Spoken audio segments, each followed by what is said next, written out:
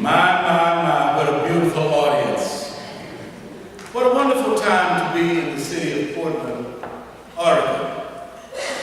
What a wonderful time when we come to this beautiful cathedral from all walks of life, from various opinions. We come into a place with a common goal. We come into a place at a kairos moment. I think about the two words in Greek, chronos, which means there are so many minutes in an hour, so many hours in a day, so many seconds in a minute. We said that we would start chronologically at a particular time. But I believe tonight is a kairos moment. A moment that is not determined by minutes nor hours, but by the intervention of an almighty divine God. God that moves us in a special way. You will never sit in front of or behind the same person in this same place ever again. It's a kairos moment. But unfortunately in our society, we miss kairos moments because we're chronologically addicted. And every now and then we ought to stop and allow the power of something greater than us to move us from our positions of comfortability, to challenge us.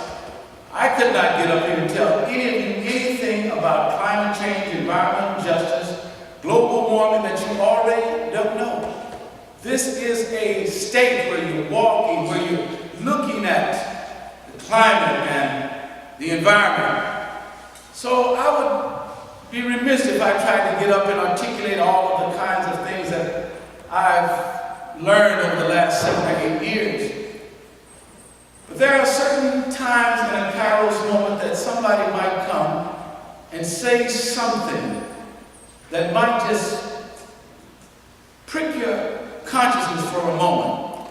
So I want to thank Jane Alpha for inviting me to come all the way from down south, Georgia, to come to this place. I want to thank President Snyder for allowing me to come, and of course Dr. Brock, who has introduced us so eloquently.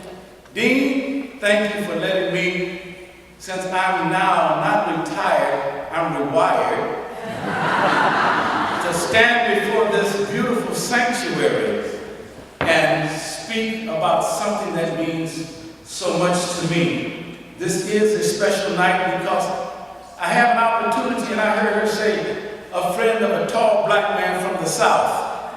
And I wonder, should I say a short white woman from California? Just to compliment her description.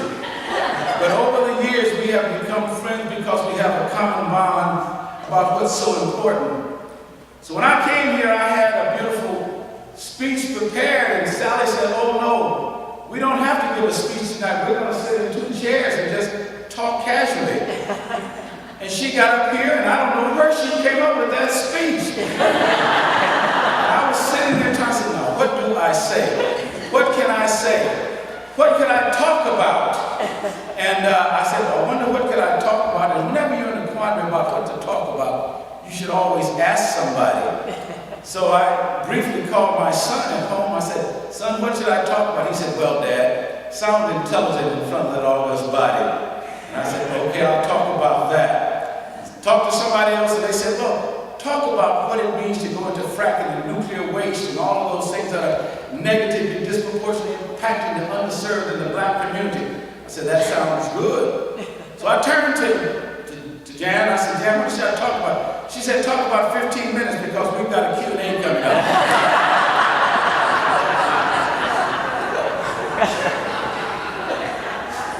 So I will follow what she instructed me to do. And I looked at the title, Wounded Earth, Wounded Humanity. And I looked around and I looked, what has wounded humanity? What has been the devastating kind of emotional things that have reached down in each of us where we are, regardless of our color, regardless of our gender, regardless of our station in life, regardless of who we are, where we've been, and who we think we are. What are the kinds of things that have wounded us? What are the isms that have creeped into our lives? And I thought about classism, that comes in and makes one group think that because they have something that they're better than another group. I thought about elitism, where we have the audacity to look down on somebody who is less than. I thought about sexism, where the masculine identity might try to put down femininity because of sexism and the disparaging ideas that we articulate to keep people in their place. And certainly I would be remiss if the ism of racism is not an integral part of tearing down and wounding humanity. And I thought about all of the isms that God looks at us in our own finite human way, and we're wounded by those, and he's wondering, how did these isms come about? How are we losing what made us so important at one time? We as a human nation, we understood basic kinds of words that all of you understood at one time. Words when we were whole, before the isms destroyed and wounded our humanity. Strange words that you don't hear anymore, like integrity. Words that made something meaningful about our lives. Words like honesty and compassion, caring for others, reaching out to our neighbors. Words like respect. Words like taking care of your neighbor, looking out for your neighbor. We were not a wounded humanity. We were humanity with a certain level of spiritual dignity that reached down into the very DNA of who we were and made us love one another, made us reach out in a horizontal way because we had a vertical connection to an almighty God. And when you're connected to something greater than you in a Kairos moment, you understand that there is something that will touch you and change you regardless of your chronological age. Those isms were destroying right at the humanity of who we are. And I begin to rationally look at it. Hurting people tend to hurt people. And wounded humanity tends to wound the earth. When we are wounded, then we look out at our own perspective and we wonder, what are we doing to the earth? And I thought that not me, not Gerald, not a person talking about the earth, talking about environment, talking about climate change, talking about global warming, talking about fracking, talking about fossil burning fuel, and all of these words. That was not me. Not me, not born to a 16-year-old mother. Not me who picked all the cotton in Bakersfield, California at one time, cut grapes, came up with an outdoor toilet. Not me. Not me who had gone through all the disparaging things in life. My goal was to fight for the civil and human rights of all people, for the uplifting of God's people. So what did it matter to me about Earth? What did it matter to me about a polar bear couldn't get to another glacier? I'd never seen a polar bear. I was born a long way from glaciers. And what did that mean to me? So I saw this whole thing as some amorphous, something that was out into space. So I was not interested, but it's interesting about life and how it works.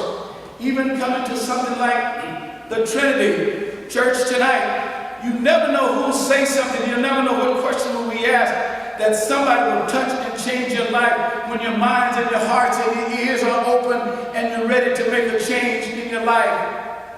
Not me who saw racism at its very core. Not me who in 1960 left Denver, Colorado to go to Nashville, Tennessee to join up with Dr. King. Not me who said, no, I don't have time for all of these other things. So the environment was alien to my thinking, my ways, my behavior, my thoughts, the very actions that I was about. But there's always something in all of our lives, whether it's a child, whether it's a grandchild, that will stop you in your tracks, and you know that you're in a Kairos moment, and there is something for you to glean, to learn, to grow. And I never thought that when I left Denver, Colorado, here I was, all-city, all-state basketball. Here I was, the double defensive, delectable, darling, dynamic, dangerous D from Denver. Knew what I was about, knew who I was, but in 1960, 57 years ago, going into Nashville, Tennessee, and when I got to the Tennessee state line, the bus driver said, come here, you've got to sit behind that line. Your people do not ride in front of this bus. we're talking about justice. And I said, well, he's a nice man. He recognized that I'm 6'5" and I couldn't ride in the front of the bus. Two elderly black women said, no, it's against the law for black folks to ride in front of that line here in Tennessee. And I was confused and I was perplexed. I'm talking about when something comes into your life in a Kairos moment that changes you, that makes you think differently, that moves you. And I went to the back of the bus and got to Nashville and got ready to drink some water. And a man grabbed me by my neck and said, nigga, don't you drink out of that water fountain. You drink over there where the colored people drink.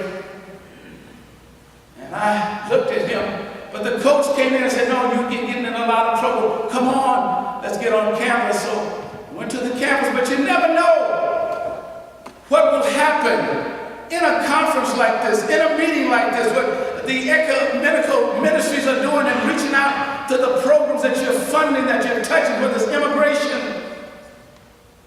And I said, went to the coach, and I said, Coach, it's strange down here in Nashville.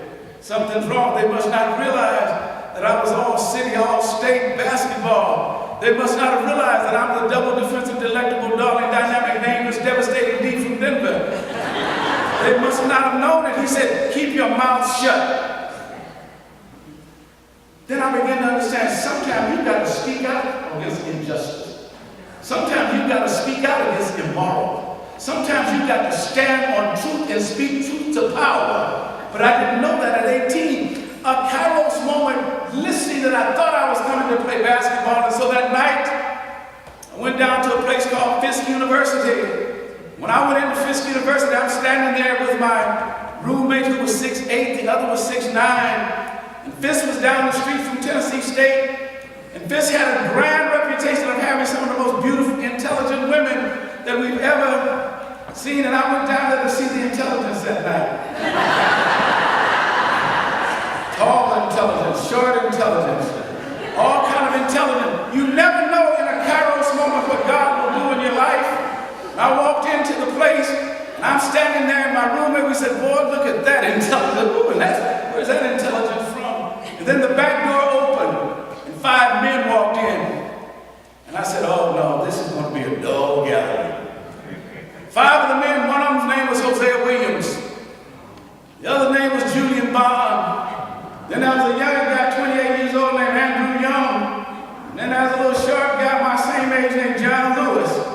And who's that guy in the middle of them? They said, that's Dr. Martin Luther King. I said, wow, this is going to be dull tonight. And I stood there and I began to listen. We went down, and over the years, all the times in jail, marching and going back and forth. And a Kairos moment when you understand that civil and human rights are a constitutional right for all people. And the marching and the sit-ins and all of those times. And it begins to get the core of your being. Tonight you've got to ask the question, what is the core of my being? What gets me up in the morning? What keeps me going? I've done, and looking at most of you, you're in the rewirement age of your life. What keeps you going? What excites you? At that time, at 18, that was the thing that excited me. What was I willing to do? 2 things that is going to make the climate environmental movement strong. We were willing to sacrifice and risk.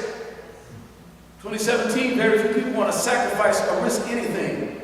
We were willing to go all the way because justice was on our side. Moral values were on our side. Fast forward to 8 years ago, I figured that, well, I've done my bit. I've done my teaching. I was dean of 3 universities and all of that stuff. And I'm sitting there in Atlanta. White woman comes up to me and says, can I talk to you, Dr. Durley? I said, oh, no, I ain't got time for this. What is this?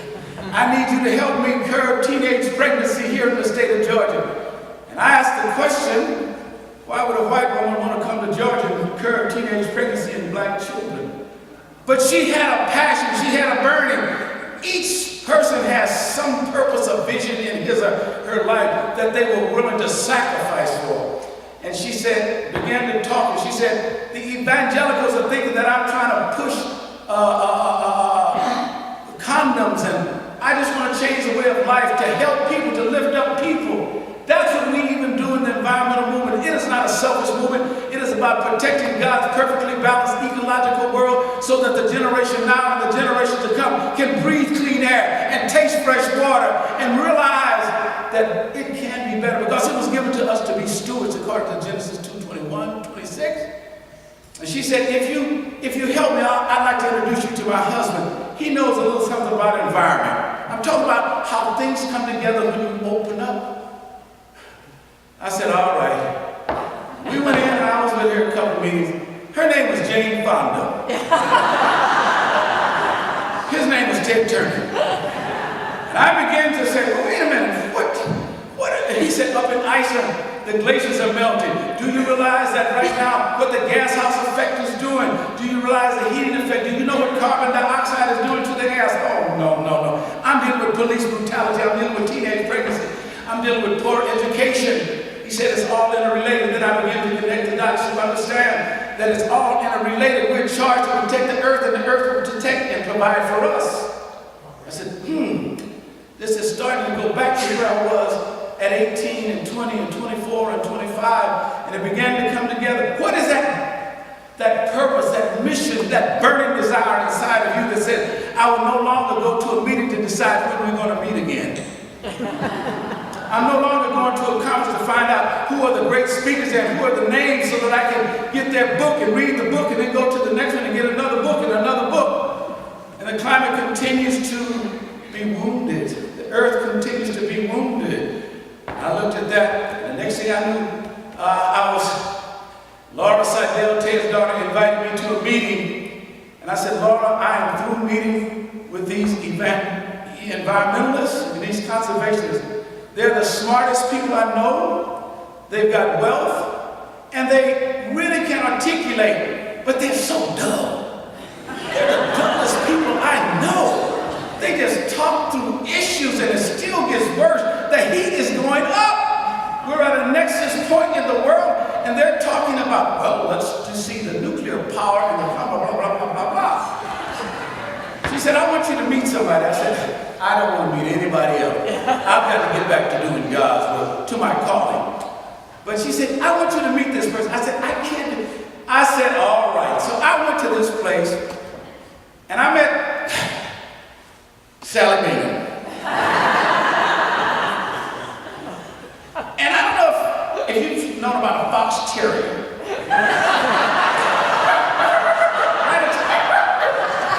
See, do you understand this? And next thing I knew, the dots began to come together because of this great lady began.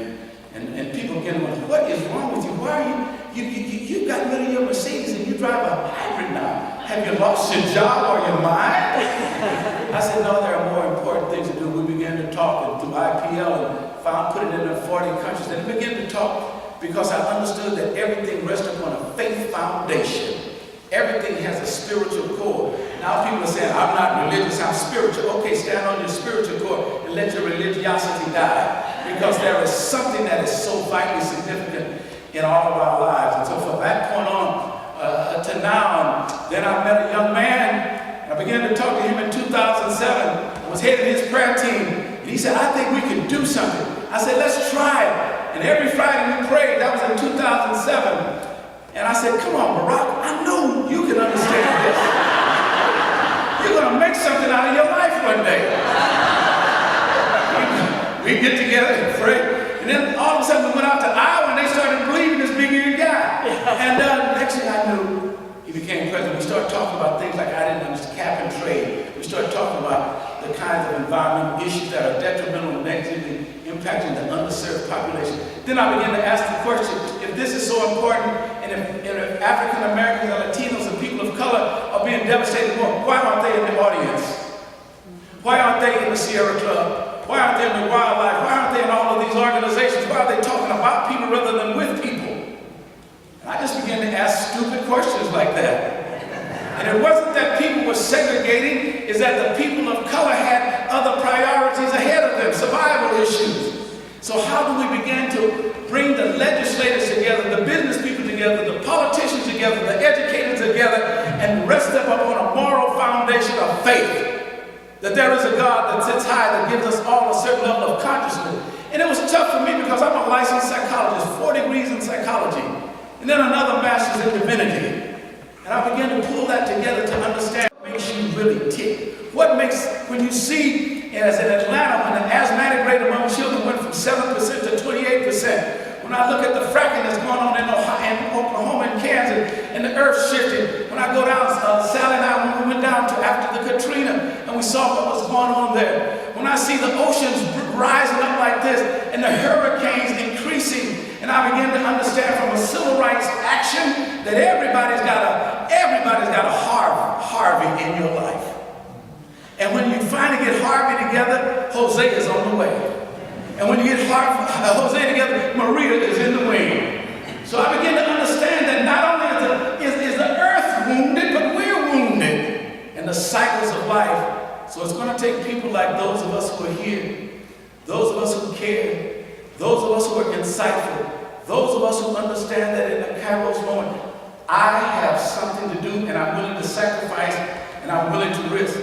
That's why the Collins Lecture Series is so important. I stopped even speaking to groups because I got tired of hearing me.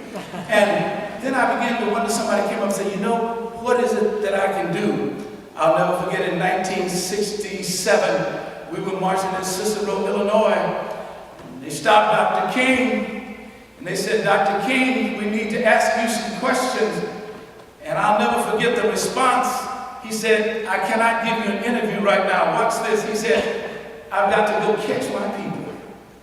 When we can get this movement to the point that there are no iconoclastic leaders, but the people are moving it ahead, that they realize that the non-insulated houses, that they realize nuclear plants, that they realize fracking, that they realize that President Donald Frankenstein does not have all of the answers that we need, that Scott Pruitt's got to sit down sometime, and we've got to stand up every time.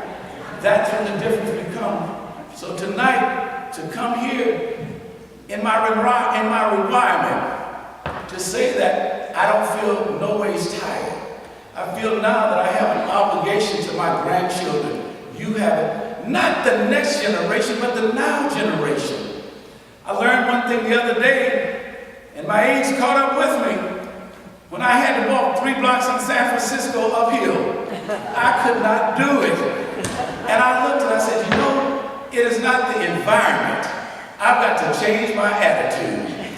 When we change our attitude, when we talk about inclusion, when we talk about writing letters, when we go back to marching, when we go back to looking at GMOs that are negatively, disproportionately destroying the food line, when we understand not just the scientific and not just the statistic, but when we bring it back to people, God's people, people of faith, people of honesty, people of transparency, people of decency. When we bring it back to that, then all of us can come together and we will not bend, we will not bow, we will not break, we will not back up, but we will stand boldly and we will begin to heal the earth, because then we will heal ourselves. Thank you very much. Stay strong.